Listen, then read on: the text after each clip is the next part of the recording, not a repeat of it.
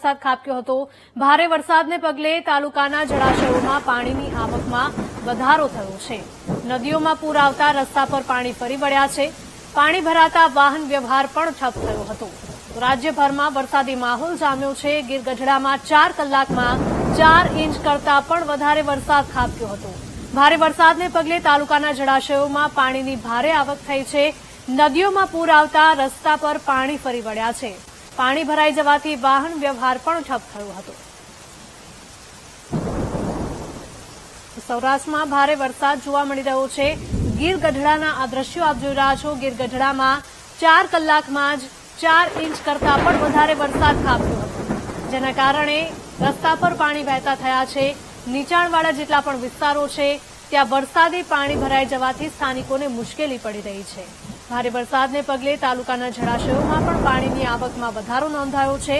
નદીઓમાં પૂર આવતા રસ્તા પર પાણી ફરી વળ્યા હતા, તો અનેક ઠેકાણે પાણી ભરાઈ જવાથી વાહન વ્યવહાર પણ ઠપ થયો છે, જેથી વાહન ચાલકોને પણ મુશ્કેલી વેઠવાનો વારો આવ્યો છે।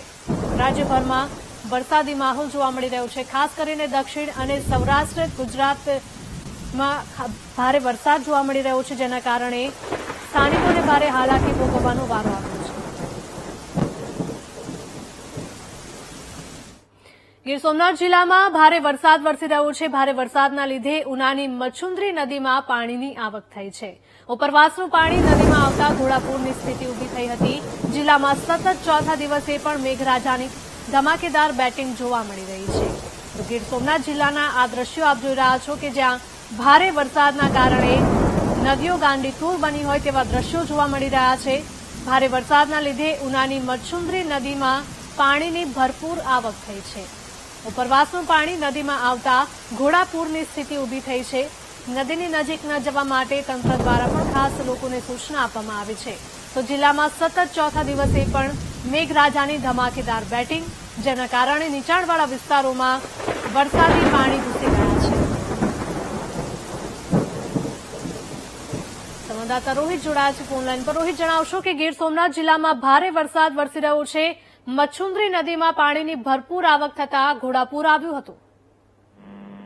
ચોક્કસથી જે ગીર ગઢડા અને ગીર પંથકની અંદર જે અતિ ભારે જે વરસાદ પડી રહ્યો છે તેને લઈને હવે તેના પાણી સીધા નદીમાં આવી રહ્યા છે। ત્યારે મચ્છુ નદીની અંદર અત્યારે ઘોડાપૂર આવ્યું છે અને જે નદી છે તેની સીમાથી પણ વધારે વહેવા લાગી છે। ખાસ કરીને નિશાનવાળા જે કોઝવે છે તે તમામ કોઝવે ઉપર પાણી ફરી વળ્યા છે। ખાસ કરીને હજુ પણ જે ગીર પંથક અને ગીરની અંદર જે વરસાદ જે વરસી રહ્યો છે તેનું પાણી સીધું મચ્છુ ડેમમાં આવી રહ્યું છે ને તે પાણી હવે સીધું મચ્છુ નદીમાં આવી રહ્યું છે, જેથી કરીને મચ્છુ નદી બે કાંઠે વહેતી થઈ છે અને તેના નિશાનવાળા વિસ્તારોમાં જેટલા પણ કોઝવે આવેલા છે તે તમામ કોઝવે ઉપર પાણી ફરી વળ્યું છે, જેથી કરીને ગ્રામ્ય પંથક તરફ જે જતા જે રસ્તાઓ છે તેની ઉપર પાણી ફરવાને લઈને ખાસ કરીને રાહદારીઓ છે તે મુશ્કેલીનો સામનો કરી રહ્યા છે। જી રોહિત, જોડાયેલા રહેજો।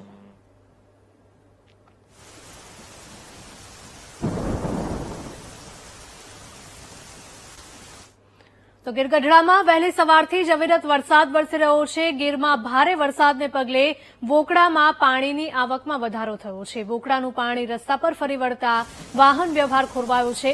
તાલુકામાં ભારે વરસાદના કારણે જનજીવન ખોરવાયું છે। તો ગીર ગઢડાના આ દ્રશ્યો કે જ્યાં વહેલી સવારથી જ અવિરત વરસાદ વરસી રહ્યો છે। ગીરમાં ભારે વરસાદને પગલે બોકડામાં પાણી વધ્યું છે। બોકડાનું પાણી રસ્તા પર ફરી વળતા વાહન વ્યવહાર પણ ખોરવાયો હતો। સંવાદદાતા રોહિત જોડાયેલા છે અમારી સાથે। રોહિત, જણાવશો કે ગીર ગઢડામાં વહેલી સવારથી જ અવિરત વરસાદ વરસી રહ્યો છે, સ્થાનિકોને કેટલી મુશ્કેલી? જે ચોક્કસથી જે ગીર ગઢડા પંથકની અંદર છેલ્લા 4 કલાકની અંદર 4 ઇંચ જેટલો જે વરસાદ પડ્યો તેને લઈને ઓકરામાં પાણી ફરી વળ્યું છે। તેને લઈને વાહન વ્યવહાર છે તે પણ ખોરવાયો છે। ત્યારે જે આખો ગીર પંથક છે તે પાણીથી તરબોળ થયો છે। આમ તો છેલ્લા 4-5 દિવસથી વેરાવળ પંથક અને તેની અંદર વરસાદ પડતો હતો। ગીર ગઢડામાં માત્ર ઝાપટા હતા, પરંતુ આજે વહેલી સવારથી ગીર ગઢડાની અંદર જે અતિ ભારે પ્રમાણમાં જે મેઘરાજા વરસી રહ્યા છે, હજુ પણ વરસી રહ્યા છે, તેને લઈને જે પાણી છે તે સીધું ઓકળામાં આવી રહ્યું છે ને તે ઓકળા હાઉસફુલ થવાને લઈને ખાસ કરીને ત્યાંથી જે પસાર થતા જે લોકો છે તે પણ મુશ્કેલીનો સામનો કરી રહ્યા છે। તેની સાથોસાથ ગીર ગઢડાના તમામ જે નદી નાળાઓ છે તે હાલ વહેતા થયા છે અને ચારે તરફ પાણી જોવા મળી રહ્યું છે। જી બિલકુલ રોહિત, આભાર।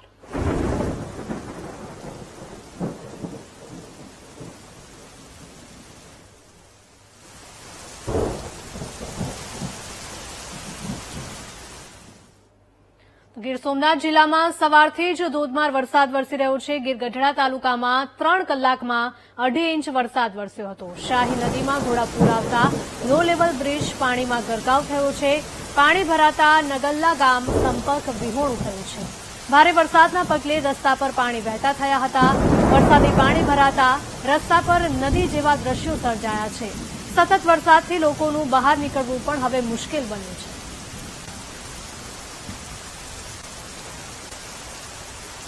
સંવાદદાતા રાકેશ જોડાયા છે ફોન લાઈન પર. રાકેશ, જણાવશો કે ગીર સોમનાથમાં ભારે વરસાદ વરસી રહ્યો છે, જેના કારણે લોકોને મુશ્કેલી પડી રહી છે. જી હિરલ, ચોક્કસથી વાત કરવામાં આવે તો આજે ગીરગઢડા વિસ્તારમાં, જંગલ વિસ્તારમાં સવારથી જ સતત વરસાદ વરસી રહ્યો છે, જેના પગલે આશરે 6.5 ઇંચ જેટલો વરસાદ વરસી ચૂક્યો છે. ગીરગઢડાના ધોકડવા પંથકમાં જે નગડિયા ગામ છે ત્યાં શાહી નદી આવેલી છે, જે નદીમાં પૂર આવતા આજે નગડિયા ગામ છે એ સંપર્ક વિહોણું બન્યું છે અને ભારે હાલાકીનો સામનો પણ લોકોને કરી રહ્યો છે. જી બિલકુલ રાકેશ, આભાર.